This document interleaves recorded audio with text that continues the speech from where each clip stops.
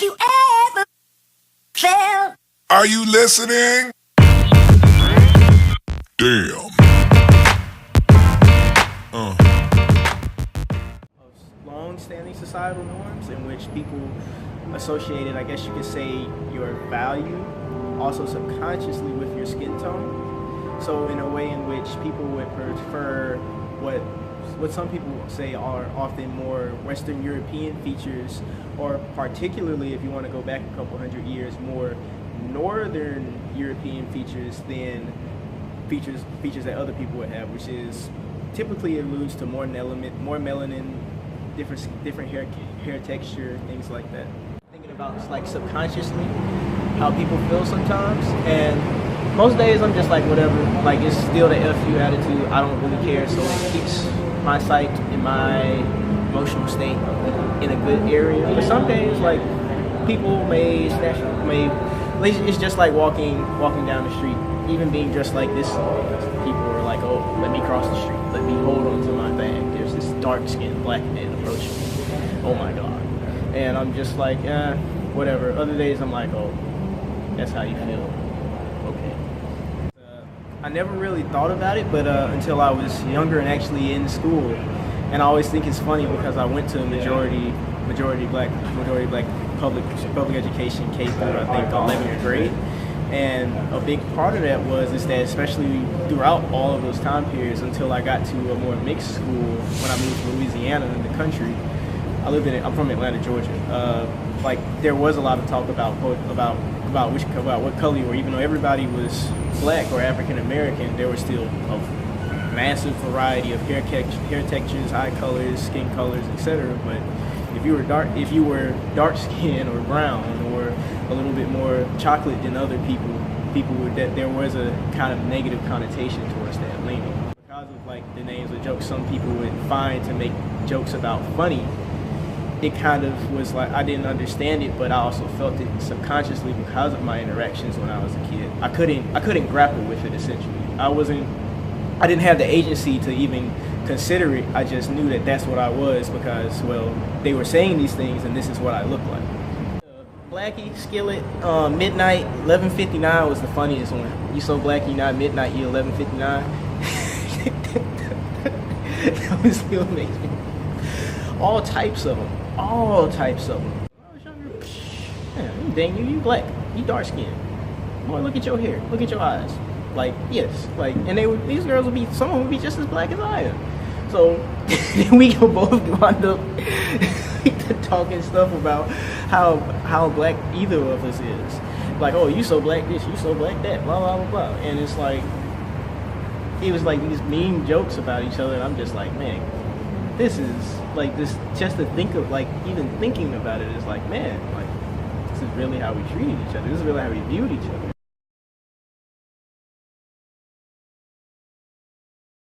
Like if you look at my mom, she's very, very, very, very light skinned. My grandpa was about 50% Native American.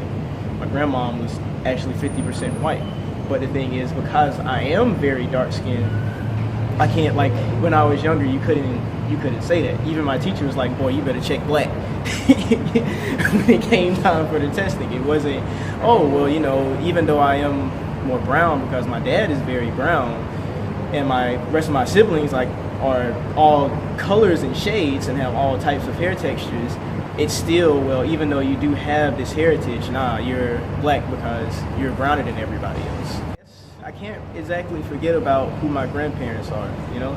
And I always thought it was kind of weird because I was afraid of sharing, like, yeah, like I do actually have Native American ancestry, because people would look at it as me trying to delegitimize my blackness, and it's not me delegitimizing my blackness at all, it's me accepting my heritage. But because people tend to associate negative connotations with being dark-skinned, it's like saying that is a way, it's like a cop-out. Kind of like when Waka Flocka said he isn't black or African-American, even though he's lighter than I am, and whereas what people would stereotypically consider African-American is wearing dreads, he still says that he doesn't want to be associated with that. Campus here when I was a freshman, like I would see some people who were very, very light skinned, like some people in my family, who could certainly pass for not being black or being white, and they wouldn't be acknowledged. In some situations, they wouldn't be acknowledged as being that. But and I just thought it was interesting because they are technically even by law, they are Black/African American. Unfortunately, due to the American legal system, I think about it and I'm like, well, they weren't typically associated with that because they're so light, or because they don't have 4C or 3C hair.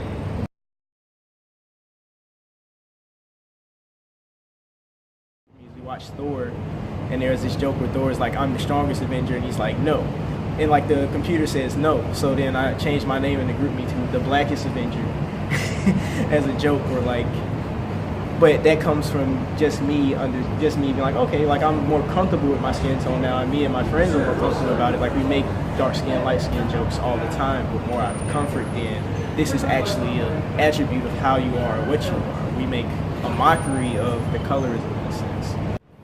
I haven't really been able to isolate it myself where it comes from, where these thoughts or where these subconscious feelings about it come from. And I noticed that usually once people get to, I guess you could say around the age of 18, a little bit older, it was their early 20s is when people really start thinking about it and really start getting out of that concept. If the idea to think about it hasn't already been introduced to them, what does it mean to be this color? What does it mean? What does this hair texture mean? What does this skin tone mean?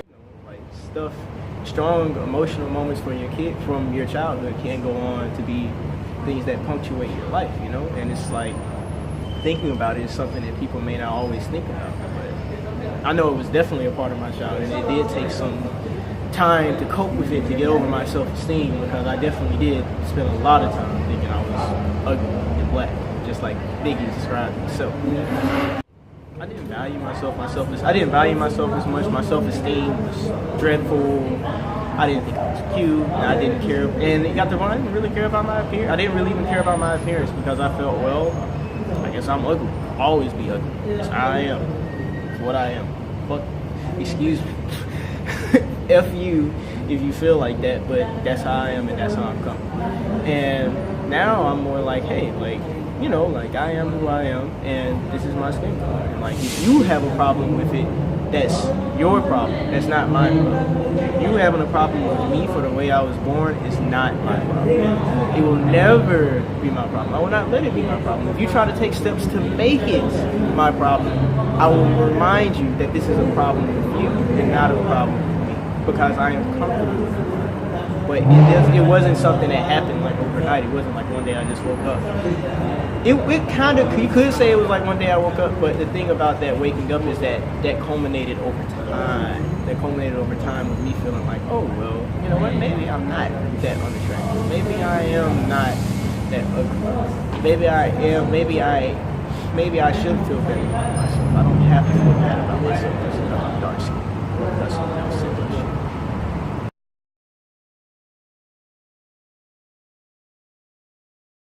Well, when it comes to colorism and masculinity, I think in being a man, I think definitely is just that it's deeply tipped in societal norms. Like, it's old societal norms at that. Like, we still have these old societal norms that are still affecting a lot of us to this day that we're slowly phasing out, but it's like, where is our men's mental health, our men's emotional health? How do we deal with these situations? How do we deal with these situations of trauma? Like, even with the situation I just described with with that cop threatening to harm us in a situation where we were completely defenseless, where we were not in commission of crime. He just suspected it off of his own volition.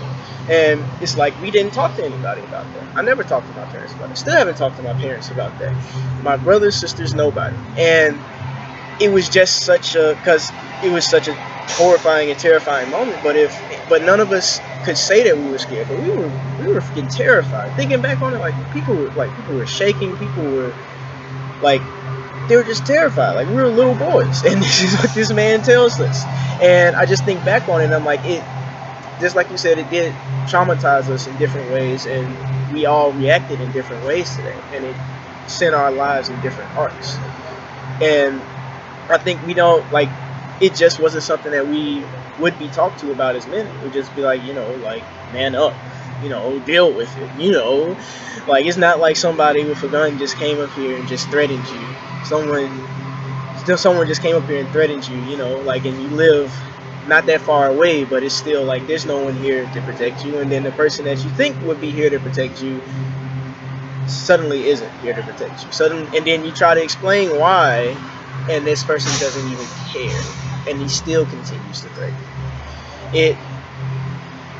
It just that lack of sympathy and trust, it erodes your trust in just everything around you. And I think when it comes to colorism especially, it's one of those negative things that we don't get talked to about. And before I was saying that no one had ever talked to me about colorism before, but there was someone who did. And when I think about how I would handle colorism, even with the young men that I mentor, even with the young men that I advise, even if I do have a young boy or girl one day, or whatever, or just anything, the thing that I think about is that I remember one day I was about 6 years old. Gym class, some girl said I was ugly, said I was dark skinned, ugly, blah, blah, blah. And I got mad, and I stopped doing it. I was like, I'm not participating. Forget all of this. I'm upset. I'm angry. I'm sad. Because I don't know what I did to be called that. I'm not ugly. And my coach made me stay after, and he was like, yo, what's going on? He was like, and I told him, it was like, they called me ugly. They said I was dark skinned, I was stupid, and I was ugly. And I didn't understand why. And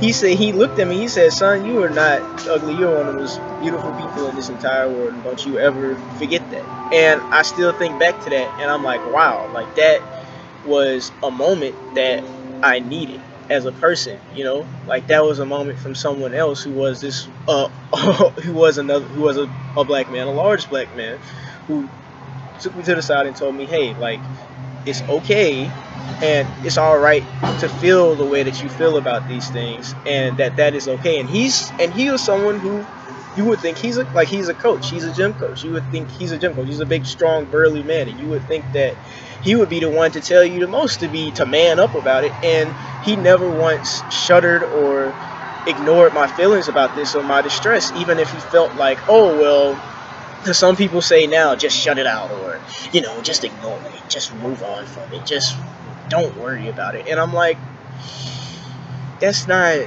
like, yeah, like, it's easy for, like, I can say that could be easy for me now that I am more secure in myself, but everybody's not that secure in themselves. Like, come on now, like, you have to be aware of that, try to be more sympathetic and understanding of that. So that's why, like, I can definitely look at this other man who threatened us, like, this man is armed.